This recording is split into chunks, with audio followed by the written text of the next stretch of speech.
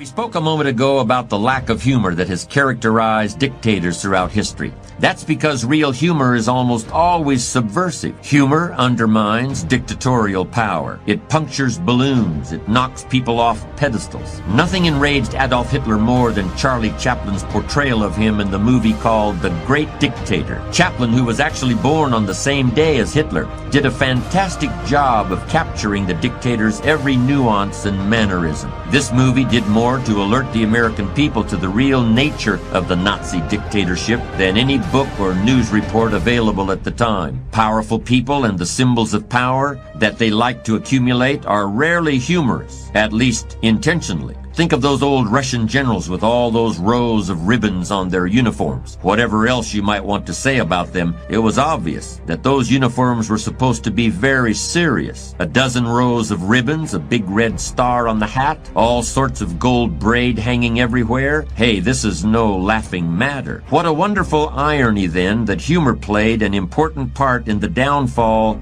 of the Soviet Union. In the final years of the communist regime, political jokes became a highly developed art form in Russia and in all the countries of Eastern Europe. And the generals didn't get the joke until it was too late. The anti-government jokes that were circulating in the Soviet Union during its final years were an example of a particular kind of humor. They were designed to elicit a very specific response, which we can call the laughter of ridicule. This is really a form of hostility disguised as mirth. It's intended to be very destructive to its target, and at the same time it serves as a kind of survival mechanism for the joke teller and his listener. It allows them to express their anger indirectly. If you're ever in a leadership position and you find that this kind of hostile humor has been directed at you, I strongly suggest that you do one thing immediately. And I'm not going to suggest that you take action to suppress the jokes. Instead, you had better ask yourself what you've been doing to provoke this kind of response among your subordinates. And once you figure it out, I suggest that you change that behavior immediately.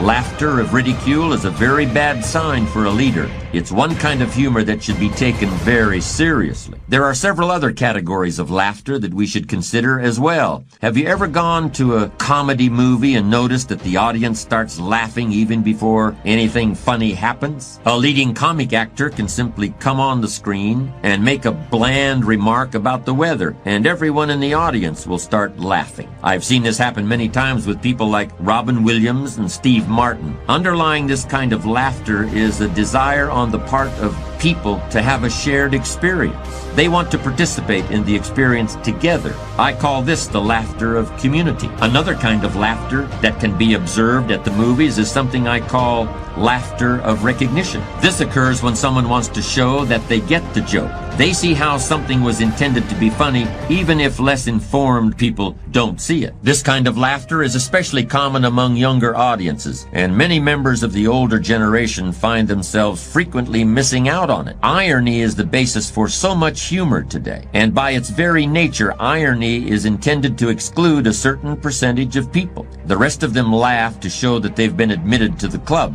They laugh to show they recognize the joke, and therefore deserve to be recognized as members of that select group. That's why I call it laughter of recognition. Polite laughter is yet another category. This is sort of a social non-laughter that one gets when a laughing response is called for but isn't really motivated. We've all had the experience of telling a joke that doesn't really go over too well and elicits only polite laughter. And we've all responded to such jokes with polite laughter of our own. It's just a gesture that keeps the ball rolling, but it's an important one. Nobody likes to be on the receiving end of polite laughter, but it's better than being poked in the eye with a sharp stick, to quote an old joke. The last and most important category of laughter I'll mention might be called real laughter. It's spontaneous, it's happy, it's unpremeditated, it has no hidden agenda. It happens when you see or hear something that's really funny. I'd like to spend a moment talking about this category of real laughter because it's one of the most important aspects of humor. The more real laughter you can bring into your life, the better off you'll be. I've spoken quite a bit about children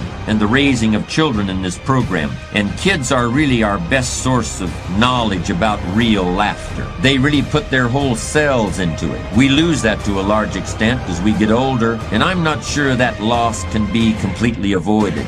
For example, think about someone, one of your own kids, a neighbor or a niece or nephew that you've watched grow up. Whatever interest this person pursues today, it's likely that he or she was a budding artist in the early years. Crayons, markers, and pads of paper are standard issue in most households with young kids, and those kids draw big, beautiful pictures with all sorts of colors and patterns. At that age, there are no rules about keeping inside the lines and using certain colors for certain objects. Those pictures that grace refrigerators across the country are examples of artistic genius. Then when kids grow to about 5 or 6 years old, their drawings change. They begin drawing stick figures standing next to houses that consist of a triangle on top of a square. Kids this age are still just as proud of their drawings and actually see them as a big advance over the ones they'd done as babies. And they are more advanced in some ways, but they're also less free. There's a sense of responsibility about them, an effort to put everything in the right place and make everything the right color and the right size. In addition, around the same time as these kids' drawings change, their laughter changes too. It's still delightful, but there's more awareness in it. I guess that's just the way it's got to be.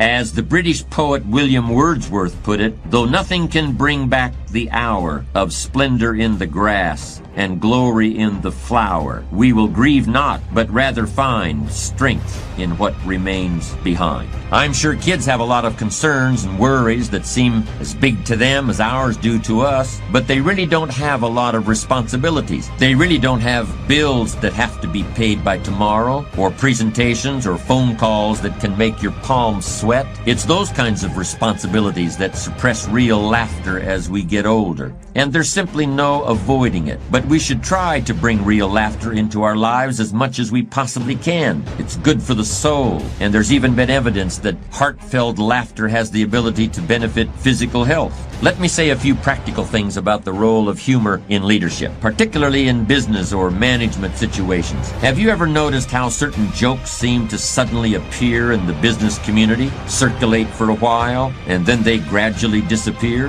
Where do these jokes come from? How do they get started? You'll hear them at the start of meetings or conferences when everybody is trying to get settled down. During the course of one week, you can have meetings in Los Angeles, Phoenix, Indianapolis, and Boston, and hear the same joke in every one of those meetings. There's something almost eerie about it. In any case, these business meeting jokes really have some important functions. First, they're sort of a bonding ritual, where everybody shows that they share a sense of humor and that they like to laugh about the same things. I think that function is pretty obvious. But there's another function of jokes that's more subtle but extremely important. In a way, they're intended to rid the situation of humor. Once the joke has been told, the humor has been encapsulated or compartmentalized within that joke, and it won't be seen again until the meeting is over. That's why it's good to begin a very serious discussion with a joke. After the moment of humor has been experienced through the joke, seriousness can reign for the balance of the meeting. I've seen this phenomenon take place many times. If you handle it correctly, then telling a joke can really reinforce your image as a serious person. Once the joke is out of the way, you can be as intense as you want for as long as you want, because all humor has been compressed into the joke, and now the joke is over and done with. There's an important distinction to be made between the leader who tells jokes and a very different kind of person who I'll call the funny guy. And let me point out very quickly that the funny guy is almost always a guy. I don't believe I've ever come across a woman in business who fills this role. I'm not sure why that's true. In any case, the funny guy is someone who doesn't seem to understand that the role of jokes is to reinforce the seriousness of the rest of the interaction. He doesn't understand that a joke is really a kind of scapegoat that forms the center of a little ceremony for a moment and then is banished once and for all. No, the funny guy is someone who keeps telling jokes, who keeps reintroducing humor into a situation from which everyone else has tried to banish it. I can honestly say that I've never met an effective leader whom I would identify as a funny guy. And it's even worse for the funny guy if he actually is funny. Then he's just a clown, and clowns simply are not given leadership positions in any organization.